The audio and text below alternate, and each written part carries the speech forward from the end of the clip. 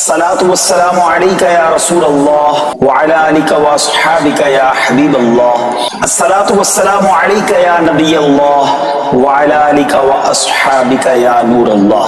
میٹھے میٹھے اسلامی بھائیوں، درود پاک پڑھنے کے بے شمار فضائل و برکات ہیں۔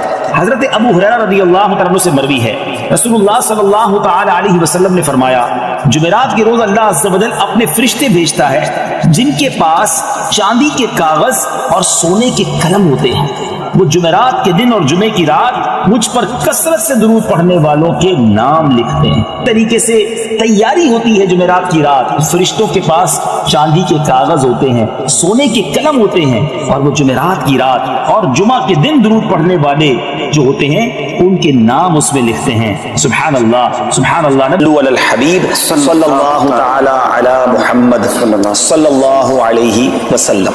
آج بڑا کمال کا موضوع ہے، آیت قرآنی ہے، اگر ذکر بڑا ہی نرالا ہے۔ پہلے قرآن کی آیت سن لیتے ہیں۔ اللہ کریم قرآن مجید میں ارشاد فرماتا ہے، بسم اللہ الرحمن الرحیم، وَمَن يَخْرُجْ مِن بَيْتِهِ مُهَاجِرًا إِلَى اللَّهِ وَرَسُولِهِ ثُمَّ يُدْرِكْهُ الْمَوْتُ فَقَدْ وَقَعَ أَجْرُهُ عَلَى اللَّهِ وَكَانَ اللَّهُ غَفُورًا رَحِيمًا۔ پارہ نمبر 5 ہے، سورہ نساء ہے، اور آیت نمبر 100 نمبر آیت ہے۔ ترجمہ: اور جو اپنے گھر سے اللہ اور رسول کی طرف ہجرت کرتے ہوئے نکلا، پھر اسے موت نے آ لیا، تو اس کا ثواب اللہ کے ذمے پر ہو گیا، اور اللہ بخشنے والا مہربان ہے۔ یہ بڑی کمال کی آیت ہے، یہ بہت خوبصورت ٹاپک ہے، اور یہ کس وقت نازل ہوئی یہ انشاءاللہ جب ہم سنیں گے تو ایمان تازہ ہو جائے گا۔ جو سبحان اللہ، تو حج اور مدینے کا سفر نصیب والوں کو ملتا ہے، کاش وہ دن بھی جلد آئے جب ہم گناہ گاروں کو بھی یہ سعادت ملے، ہمیں بھی مکے مدینے سے بلاوا آ جائے، ہم گناہ گاروں کو بھی مدینہ منورہ کی حاضری نصیب ہو جائے۔ اگر آج بات کریں گے اسپیشلی مدینہ منورہ کی، کیونکہ اس جو آیت ہم نے سنی ہے نا، اس کا شان نزول کیا ہے، اس کا بیک گراؤنڈ کیا ہے، کیا فرمایا؟ اور جو اپنے گھر سے اللہ اور رسول کی طرف ہجرت کرتے ہوئے نکلا، قرآن کہتا ہے۔ پھر فرمایا ثم يدرك الموت فقد وقع اجره على اللہ، پھر اسے موت نے آ لیا تو اس کا ثواب اللہ کے ذمے پر ہو گیا۔ وکان اللہ غفور الرحیم، اور اللہ بخشنے والا مہربان ہے۔ ماجرا کیا تھا؟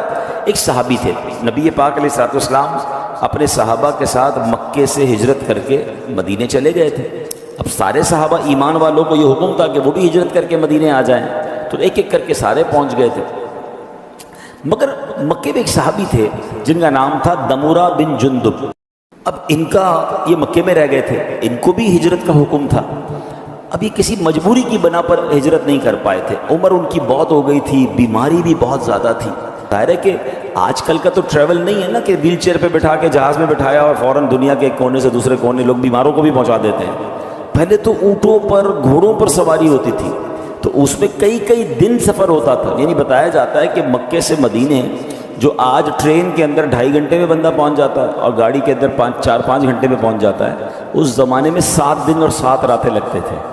7 ڈیز کا سفر تھا جس میں دن بھر سفر ہوتا تھا، رات کسی ریگستان میں پڑاؤ ڈالنا پڑتا، جب جا کے لوگ مکے سے مدینے پہنچتے تھے۔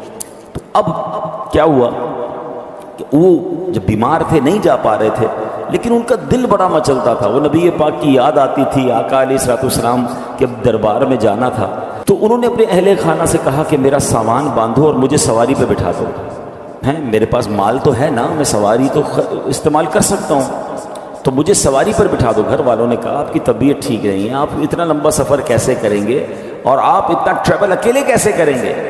آپ بول بھی پراپر نہیں پا رہے تھے۔ تو انہوں نے پوچھا جانا کدھر ہے؟ تو انہوں نے اشارے سے مدینے کی طرف بتایا کہ مجھے مدینے جانا ہے، مجھے میرے نبی کے پاس جانا ہے صلی اللہ تعالیٰ علیہ وسلم۔ آپ کے لیے زبردست وظیفہ لے کر آیا ہوں۔ اگر آپ بیماری سے شفا چاہتے ہیں درود پاک پڑھیے، قرض سے نجات چاہتے ہیں درود پاک پڑھیے، آپ روزی میں برکت چاہتے ہیں تو درود پاک پڑھیے، آپ عزتوں میں اضافہ چاہتے ہیں تو درود پاک پڑھیے، آپ پریشانیوں سے، مصیبتوں سے بچنا چاہتے ہیں درود پاک پڑھیے، بلاؤں وباؤں سے بچنا چاہتے ہیں درود پاک پڑھیے۔ درود پاک نعمت کتنی بڑی ہے، درود پاک پڑھنے والے کے وارے نیارے ہو جاتے ہیں، اللہ کی رحمتیں نازل ہوں، رب کی طرف سے سلامتی نازل ہو، تو اور کیا چاہیے؟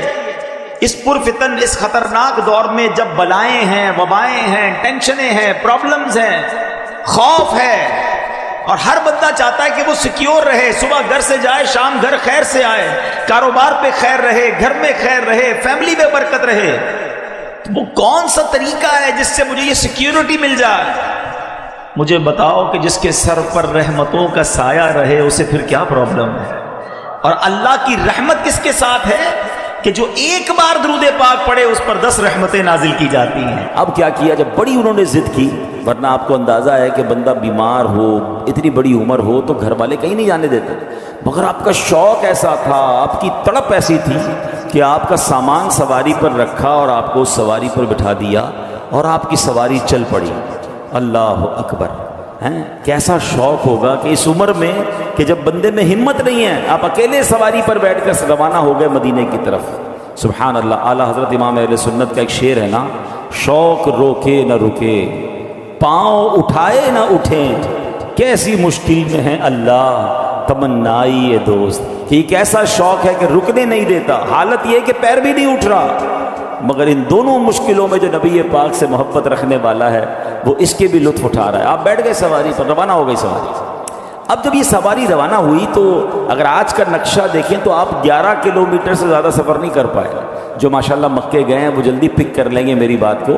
ایک مسجد ہے جس کو مسجد عائشہ کہا جاتا ہے، مسجد عمرہ بھی کہا جاتا ہے، ایک اس کا نام مسجد تنعیم بھی ہے، وہ اب مسجد ہے۔ اس ایریا میں ہی آپ پہنچ پائے، یعنی ابھی آپ مکے سے تھوڑا ہی باہر نکل پائے کہ آپ کا انتقال ہو گیا، آپ مدینے پہنچ نہیں سکے۔